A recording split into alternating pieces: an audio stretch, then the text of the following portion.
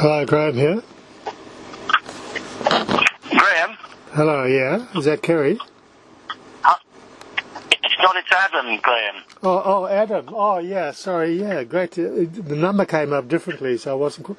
I'd just been talking to Kerry, but he was having a lot of difficulty with his signal. How are you, Adam?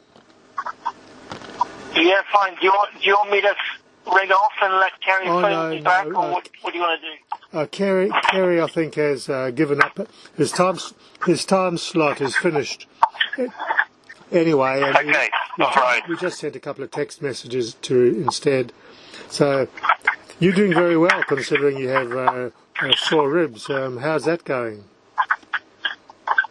Yeah, it's a frustration. It's certainly slowed me down physically, and just made me a lot more cautious in terms of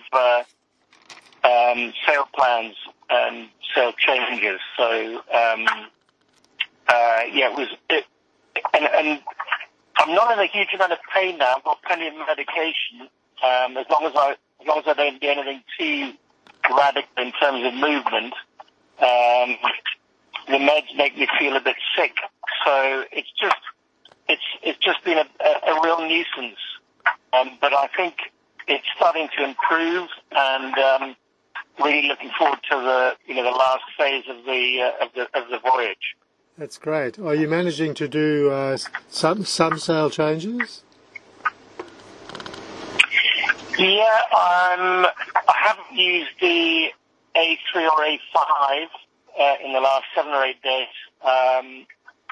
I'm sailing mainly with a reefed main, jib, and I've got the storm sail out today just to give me a bit of stability right at the front. So I can just kind of avoid having to go too far forward, really.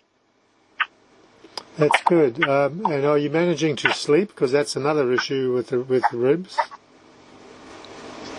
Yeah, as long as I'm on my back, it's fine. It's really nice being out in the open ocean for sleeping because there's not a lot out here, so you can be a lot more relaxed in that respect. Yeah, you got your AIS, I guess. Do you have an Ecomax as well? Yeah, I've got the AIS. The Ecomax is really good. It gives you a warning about 25, 30 miles away, maybe even a bit more than that if something's coming. Obviously, it's got to have a radar, so it wouldn't pick up, on the 580s. So I've come across 2 of those today. The first time since we left Lanzarote, I came across John Blankensop. I had a chat to him, and also Christian. So it was really nice to chat to those guys. Good. Christian told me he was close to you and that he had spoken to you. Have you seen them? Are they in sight, or are they just over the radio? No, just on the radio. They're between 10 miles away. I haven't really had a good look, but not in sight, no. Okay, yeah. The fleet is quite close, being one design fleet. It's very interesting to see how close the racing is. Okay, yeah. I mean, I got a bit frustrated at the beginning, and I deleted the YB Tracker app because I found I was sort of looking at it too much and probably making some bad decisions as a result of it. So I've been in blissful ignorance for a while. So it's nice to see that there's people close by me anyway. Yeah, John on Delger 100 said the same thing. He said he was just sailing his own race and concentrating on making his boat sail well, but he was trying not to think about everybody else. Yeah, I think so. It makes it a much more relaxing trip, really. It's this for me is more about getting to know more about the boat and try to rule out these silly mistakes like missing a handhold and smashing your ribs, that sort of thing, so we can get ourselves really prepared for the big one. Yeah. How did you have the accident? Did you fall in down below or in the cockpit, or what was that? What happened? No, it was at night. It was in the cockpit. I'd just come down from the deck, and I just got badly unbalanced when I landed in the deck by a wave, and just swiveled round and caught my midriff on the top of the cockpit seat. Yeah, I mean, it could have been worse. I don't know how many ribs I've broken, but it feels like it maybe 2 or 3. The important thing is not to laugh and not to sneeze. Sneezing is about the most uncomfortable thing I've ever done at the moment. Yeah. Do you put a pillow over your chest, or that does help, I believe? Does it? I haven't tried that. Yeah, it helps. Yeah. When people have open heart surgery, they do that as well. They hold a pillow over their chest when they cough or sneeze, and it does actually hold it all together. Okay, well that's good. I used to work in a rehab hospital. So how are you going with... oh, right, okay. Yeah, so I know a little bit about that. But how are you going with things like cooking? Are you managing to make meals? Yeah, fine. I've got plenty of food left, and I'm being able to cook. I haven't... the frustration is I just have to spend a lot of time down in the cabin rather than... Because getting in and out of the companionway is difficult. I don't want to make it any worse, and therefore I've been a little locked in the cabin for longer than I would have liked. That's been the biggest frustration.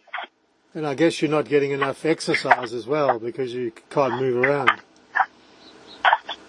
Yeah, exactly, and yeah, I've got to think about that generally for trips going forward. But right now it's a problem, and I'm just trying to not aggravate what I've already got. That's my biggest. What I don't want is to mess it up so that I've got some sort of problem about being able to stay in the race going forward. I really think that's very unlikely, but I just want to look after myself a bit now. Sounds like you're doing the right thing because it's obviously improving, so that's good. Yeah. And how's the boat down below? Have you managed to keep it dry? Yeah, it's been dry. I got a lot of water in the cockpit today, but I've got a hatch that is very easy to open and close. I've had almost no water inside the cabin. Everything's salty and a little bit damp, as it always gets after a long time, but no great problems on that front. Yeah. Do you use those little side screens on your bunks like Don McIntyre had on Trekker? No, we were told by Don that they were for display only and not for practical purposes, so I've been too frightened to use them, but if he's not looking, I might just try one. Okay, that's interesting because he always said that they were a good idea because you could come below and sit there on your seat and take off your wet clothes and stuff and not drip all over your bunk. I thought that was the idea. Yeah. Oh. And do you have a Dodger? I can't remember. You don't have a Dodger, do you? Yeah, I do have a Dodger, and that's been great. Yeah, anything that comes over the top of the boat or across the side, that stops it coming in the cabin. That's good, yeah, because I think some of the boats don't have it, and I just wonder how they manage to get in and out without getting the boat wet. And how are you enjoying the solitude? Yeah. Are you enjoying the trip? Say it again. How are you enjoying the solitude? If I'm honest, Graham, I'm frustrated about this injury because it's caused a few. Well, it's just made me not feel great, and if you don't feel great, you can't really look at things. The glass tends to be a little bit half empty rather than half full, so that's been a real frustration. Being able to actually sail the boat while I was sailing it properly was great. As I'm getting closer to, we're well over halfway now, so that's lifted my spirits a bit. But the boat's great to be in, but it moves a hell of a lot. It's very small, and you need to be on your A game to be able to work it. And I haven't quite been on the A game for this trip so far.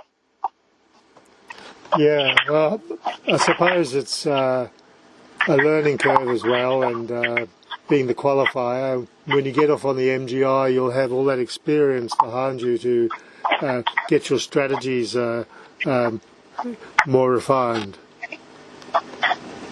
Absolutely, yeah. I'm really looking forward to being able to spend a bit of time in Antigua and get myself prepared for that. I've already got quite a few ideas for changes, and I'm looking forward to putting them in place.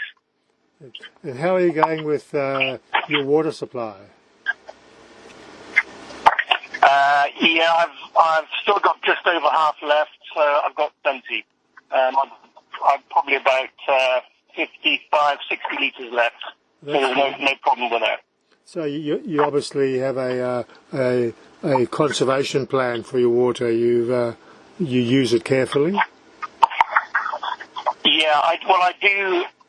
All my washing is with salt water. I've got a sink and a saltwater intake, so I cook with a little bit of salt water as well. So literally, it's just for drinking the fresh water. So there's been no problems there at all. And what about your personal hygiene? Are you having any skin problems from not having freshwater washes? No, nothing so far. I'm putting buckets of salt water on me fairly regularly, and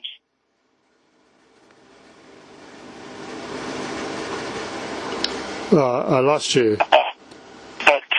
No, that's been fine, and it's really nice as you get a little bit further south and west that the sea temperature goes up. It's 26.5 degrees now. We started off, it was probably just below 20 degrees, so that's really nice to get that improvement. And do you wear a lot of clothing, or do you strip off when you keep your skin dry? I wear a pair of swimming trunks, and that's it. I find that works well for me. I think it's good not to have wet clothes. Jacob was having trouble because he was wearing wet clothes all the time. That's why I asked how you were managing it.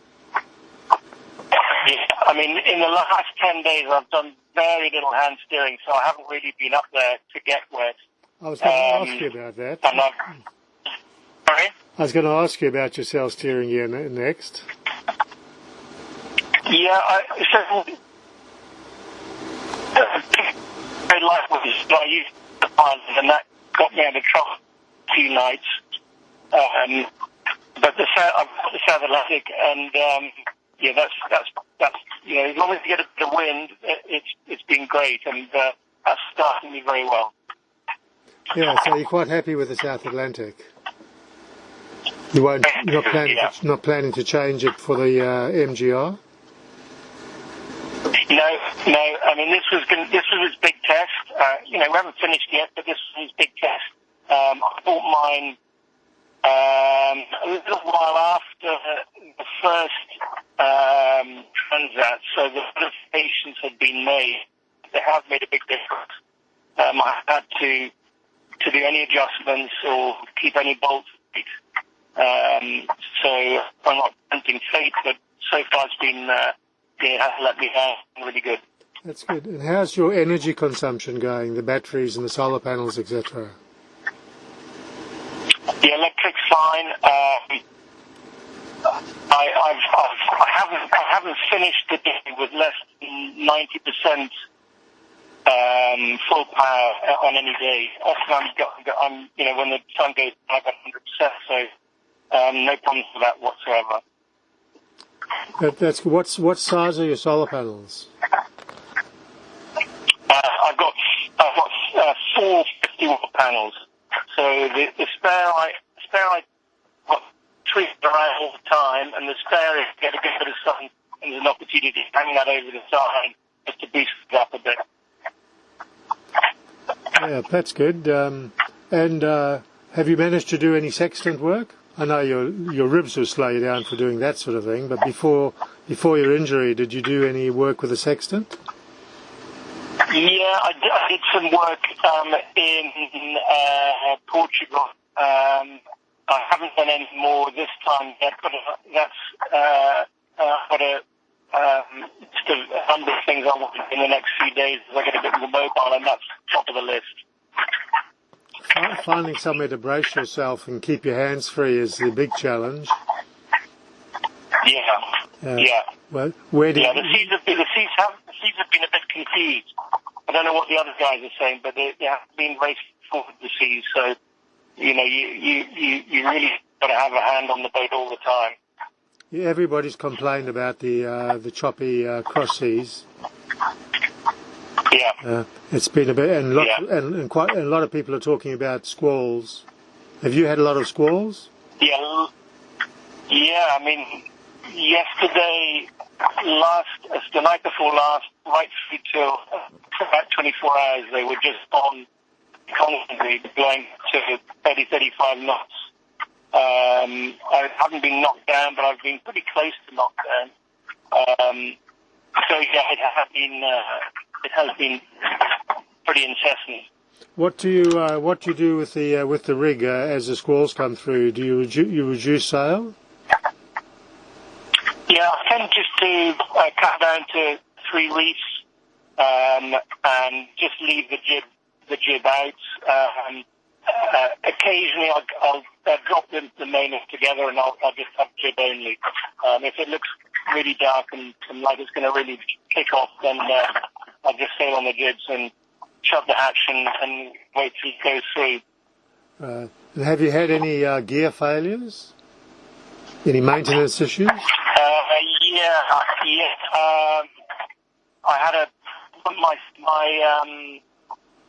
furler on the A3 started to unfurl itself. I hit the acceleration zone coming out of Tenerife, and it was at night, and I got up about 2 in the morning, the thing half unfurled, which is not what when you got about 35 knots wind.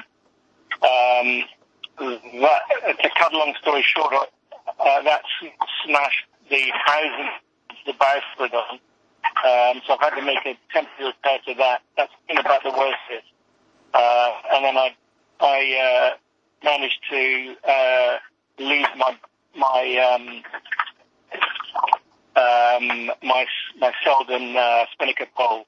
I brought it into the cockpit to do a small repair, thinking that was a not clever thing to do, not to try and do it on the deck. And big wave came, and the next thing it was gone. So those were two big things. Are you sheeting a sail out to the end of the boom, or what are you doing to manage without the pole? No, the boom doesn't really go that far out because spreaders are really spread back. So I ain't got no pole, and which means that I've just got to have an angle. I can't really do anything other than the proper broad reach and just put up with a bit of flapping about if the boat's rolling. Okay, well that limits your strategies as well, doesn't it? Absolutely, yeah. No, I mean I run with twin jibs, so it was a big part of my strategy was poling out jibs in the trades, and unfortunately that hasn't worked this time, but we'll get it sorted for the next one. Yeah, that's good. And are you sick of your food yet, or have you got food that you like? No, I love sardines. I eat lots of sardines anyway, and I could eat sardines all day and all night. So I'm very happy with my sardines, and there's still plenty of them left. So I'm very easily pleased on the food front. That's great. Perfect food for long distance passages. Do you just eat them straight out the tin, or do you prepare dishes with them? No, I tend to put them in a bowl, and then I might mix a bit of rice with them, or have a biscuit with them. You get pretty inventive with sardines if you really put your mind to it. Yeah. So I've got a few bits of sauce you can chuck in there as well. So lots of options. Yeah, and vegetables? Do you eat many vegetables? Yeah, 10 vegetables. I had a few fresh vegetables to start with, but now I'm on tinned vegetables and tinned fruit. A little bit of freeze-dried stuff, but mainly tinned stuff. which is fine. If you'd asked me, have I missed much on board, food's been fine. I think because I haven't been feeling great, it hasn't been a great part of my day because you don't really get very hungry. So it hasn't been a big focus, perhaps because of that.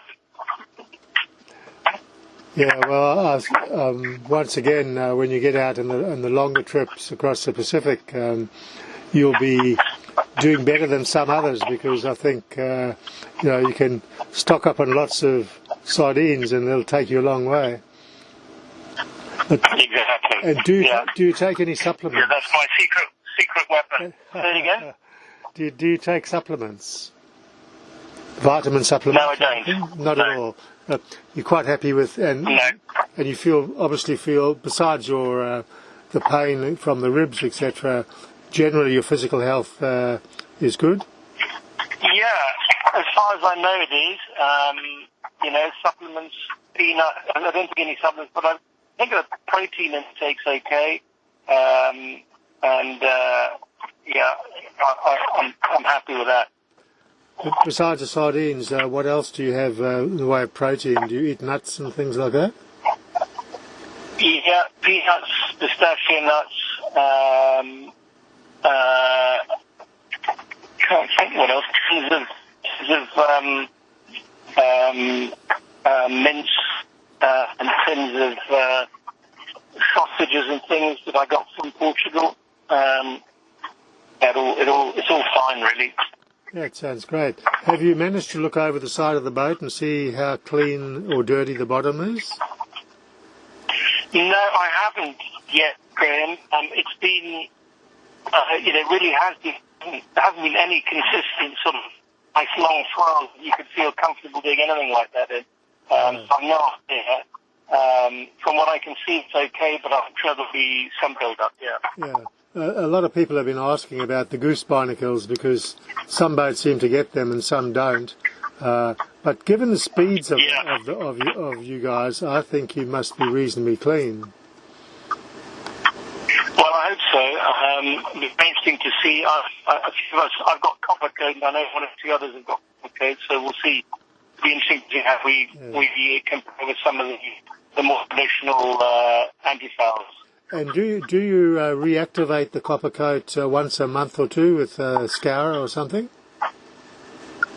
I haven't been doing it once a month. I did it in Portugal, and I don't suppose it'll be done again until Panama now. Okay. It did need doing in Portugal, but it's the first time I've used copper coat, so I'm slightly learning on the job.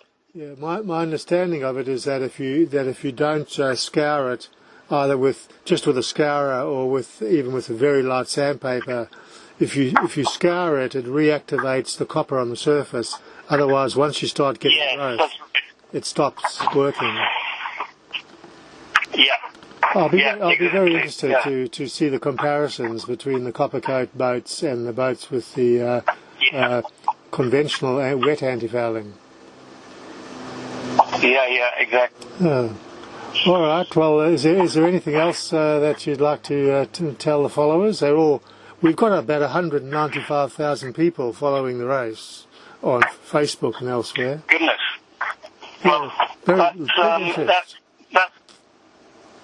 Yeah, that's great to hear that there's some interest, and when you have your more difficult, it's all people are following and supporting you that keeps everything going. So that's really encouraging. There's a huge interest. It's just getting bigger every day. I think by the time the MGR sets off to Panama and into the Pacific, I think you'll have a substantial following. That's great. It's going to be a major event, I think. Good. Anyway, I've pretty much covered all my questions. Is there anything else that you'd like to say before we sign off? No, I think that's pretty much it. I think as you might know, I'm supporting a charity called the Ella Dawson Foundation, Graham. Yes. And it's, forgive me, any chance I have to mention their name, I'm going to do it. if anybody wants to know more about it, it's a charity that helps people deal with cancer, based in the UK, called the Ella Dawson Foundation. So they do some great work. That's and people great. might want to have a look at their website. I'll make sure that I mention that in my report as well, which I'll be publishing tomorrow. Brilliant. Yeah, great. All right. Okay, Graham, well, good to chat. Thank you very much, and I wish you all the best, and I bet you're looking forward to getting into Antigua and having a rest and having a cold shower. Yeah. And a hot shower and a cold beer. You're right there. Okay, take care, you're right Adam. there on all. Sorry? Okay, cheers. Thanks, Graham. Thanks. Bye. Bye.